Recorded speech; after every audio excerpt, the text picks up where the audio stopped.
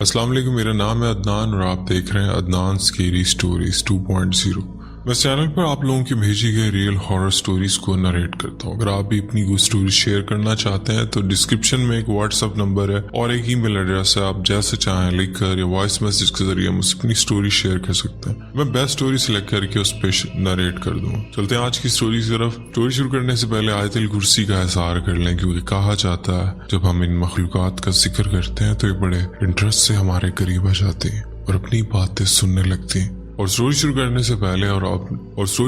سے پہلے اگر آپ نے ابھی تک چینل سبسکرائب نہیں کیا تو ایک چھوٹی سی ریکویسٹ ہے، چینل کو بھی سبسکرائب کر لیں تاکہ میں اس یوٹیوب کے سمندر میں آپ سے کہیں کھو نہ جاؤں۔ چلتے اپنی سٹوریز کی طرف۔ السلام علیکم عدنان، کیسے ہیں آپ؟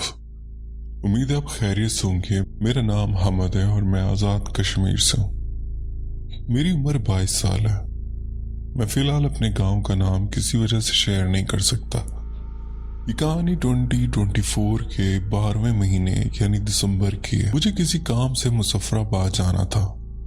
نکلتے نکلتے شام ہو گئی اور میں شام کے تقریباً 3 بجے گھر سے نکلا۔ میں نے اپنی بائک لی اور سفر شروع کیا۔ سردیوں کا موسم تھا، میں نے جیکٹ وغیرہ پہن رکھی تھی اور اللہ کا نام لے کر روانہ ہو گیا۔ سردیوں میں رات بہت گہری اور خاموش ہو جاتی ہے۔ امی نے مجھے منع بھی کیا کہ کسی کو ساتھ لے جاؤ یا صبح کے وقت نکلنا، کیونکہ سردیوں میں وہاں اکثر کچھ عجیب واقعات ہوتے رہتے ہیں۔ لیکن مجھے ہر حال میں صبح تک اپنا کام مکمل کرنا تھا، اس لیے میں نکل پڑا۔ مجھے اکیلے سفر کرنے کی عادت ہے، میں کسی کے ساتھ نہیں جا سکتا اور مجھے ان چیزوں سے کبھی ڈر بھی نہیں لگا، کیونکہ میرے ساتھ پہلے کبھی ایسا کوئی واقعہ پیش نہیں آیا تھا۔ خیر، بات کو آگے بڑھاتے ہوئے میں نے جب سفر شروع کیا تو شام کے 3 بج چکے تھے۔ وہاں چاروں طرف جنگل ہی جنگل تھا۔ سفر کم از کم 3 سے 4 گھنٹے کا تھا۔ میں راستے میں رکاتا نظارے دیکھتا آگے بڑھ رہا تھا۔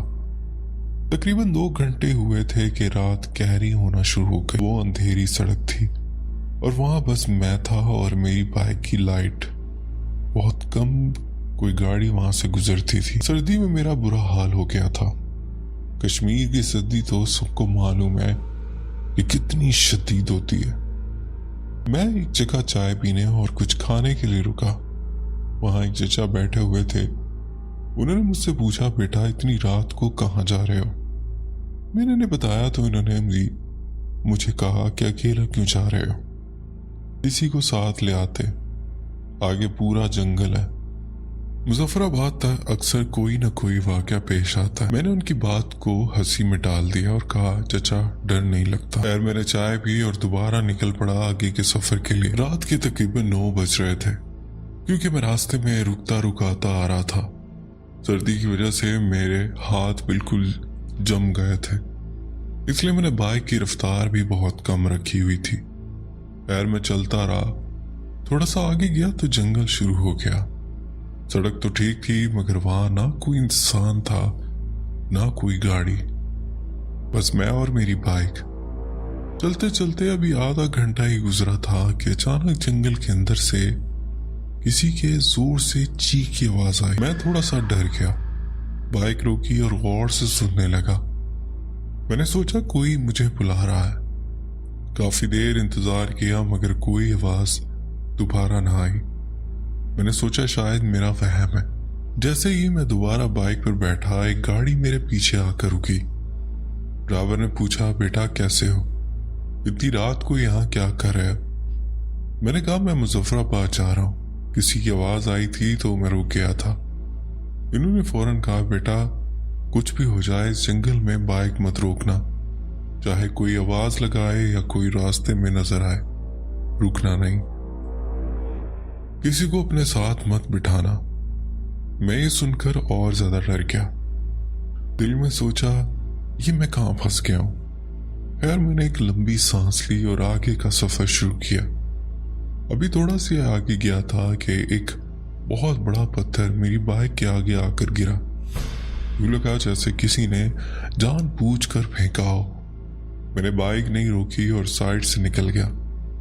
تھوڑا آگے گیا تو دیکھا کہ ایک عورت اپنے ساتھ ایک بچہ لیے سڑک کے کنارے کھڑی ہے۔ और वो रुकने का इशारा कर रही थी। मैंने बाइक की हेडलाइट्स उस पर डाली तो साफ देखा और दिल में सोचा ये औरत और इसके साथ बच्चा इस वक्त जंगल में क्या कर रहे हैं। ना वहां कोई घर था ना कोई गुजरने वाला। मुझे उन अंकल की बात याद थी, इसलिए मैंने बाइक नहीं रोकी और आगे निकल गया। यार डरते डरते आयतल कुर्सी पढ़ता हुआ मैं अपनी मंजिल पर पहुंचा। वहां जाकर मैंने एक होटल में कमरा लिया और सोचा कि अभी थोड़ा आराम कर लेता हूं। रात के तकरीबन 12 बज चुके थे। मैंने इरादा किया कि सुबह अपना काम निपटा कर वापस निकल जाऊंगा। मैं बहुत ज्यादा थका हुआ था, इसलिए आंख लगते ही सो गया। अगले दिन तकरीबन 1 बजे के करीब मेरी आंख खुली। मैंने मुंह धोया, ना नाश्ता किया, सीधा अपने काम के लिए निकल गया। काम खत्म करते करते तकरीबन 4 बज गए। मेरे जहन में कल रात वाला वाकया बार बार आ रहा था, लेकिन मैंने अल्लाह का नाम लिया, खाना खाया और वापसी का सफर कर दिया। असल कहानी अब यहीं से शुरू होती है। मैं वापस घर के लिए रवाना हुआ। चलते चलते तकरीबन 2 से 3 घंटे गुजर गए। मैं काफी तेज रफ्तार से बाइक चला रहा था। जब मैं आजाद कश्मीर के इलाके बाग पहुंचा तो मेरी बाइक अचानक खराब हो गई। सर्दियों के मौसम में वहां की तमाम दुकानें जल्दी बंद हो जाती हैं, इसलिए बाइक का काम नहीं हो सका। ऐसा लगा जैसे इंजन बिल्कुल सीज हो गया हो। मैं तकरीबन 1 घंटा वहां इंतजार करता रहा। आखिरकार एक गाड़ी वाला मिला। उसने पूछा, बेटा इतनी रात को यहाँ क्या कर रहे हो? सर्दियों का मौसम है और तुम्हें पता है यहाँ के हालात कैसे हैं। इस वक्त तो कोई भी नहीं निकलता। मैंने उसे बताया कि बाइक खराब हो गई है और मैंने अपने गांव का नाम बताया। उसने कहा बाइक यहीं साइड पर लगा दो, कल सुबह आकर ले जाना। आप मेरे साथ चलो, मैं तुम्हें आधे रास्ते तक छोड़ दूंगा, वहां से तुम्हें कोई और सवारी मिल जाएगी। मैंने बाइक साइड पर लगाई, अपना बैग लिया, अल्लाह का नाम लिया और उसके साथ सफर शुरू कर दिया। अब बारिश भी शुरू हो गई थी, क्योंकि सर्दियों में अक्सर अचानक मौसम बदल जाता है। बारिश भी जोर की थी और ऊपर से अंधेरी रात। उसने मुझे आधे रास्ते में उतारा, जहां से मेरे गांव का फासला बस 1 घंटे का रह गया था। मगर बारिश इतनी तेज थी कि कुछ भी नजर नहीं आ रहा था और ऊपर से वो स्याह सुनसान रात। दान भाई शायद सुनने में ये आम लगे, मगर जो हालत मेरी थी उस वक्त वो मैं बयान नहीं कर सकता।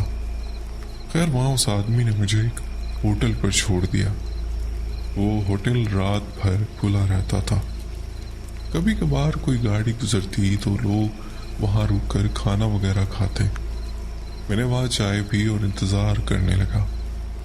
कुछ देर गुजरी तो एक गाड़ी वाला वहां रुका। मैंने पूछा, भाई आप किस तरफ जा रहे हैं? तो वो बोला, मैं उसी तरफ जा रहा हूँ जहाँ तुम्हें जाना है।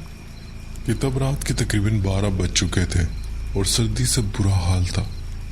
उसने कहा, मैं उसी तरफ जा रहा हूँ, लेकिन आधे रास्ते से मुझे वापस मुड़ना है, आगे तुम्हें पैदल जाना होगा। मैंने कहा ठीक है। खैर मैं उसके साथ बैठ गया और सफर शुरू हो गया। अब बारिश तो रुक गई थी, मगर धुंध इतनी गहरी थी कि सड़क पर ठीक से नजर नहीं आ रही थी। उसने मुझे आधे रास्ते में उतारा और जाते जाते कहा, बेटा अगर कोई आवाज लगाए तो रुकना नहीं, जो भी हो चलते रहना। जहां उसने मुझे उतारा वहां से मेरे घर का पैदल सफर तकरीबन 30 मिनट का था। मैं पहले ही कल रात के वाक़े की वजह से डरा हुआ था और अब ये बात सुनकर मेरा दिल और घबरा गया। क्या मैंने अल्लाह का नाम लिया और पैदल चलना शुरू किया।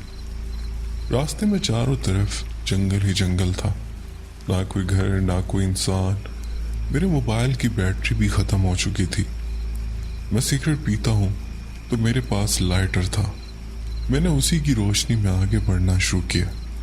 अभी तकरीबन 10 मिनट ही गुजरे थे कि मुझे ऐसा महसूस हुआ जैसे कोई मेरे पीछे चल रहा हो। मुझे कदमों की आवाज आने लगी। पक्की सड़क पर जब कोई चलता है तो पाँव की आवाज साफ सुनाई देती है और वो कदम बहुत जोर से पड़ रहे थे।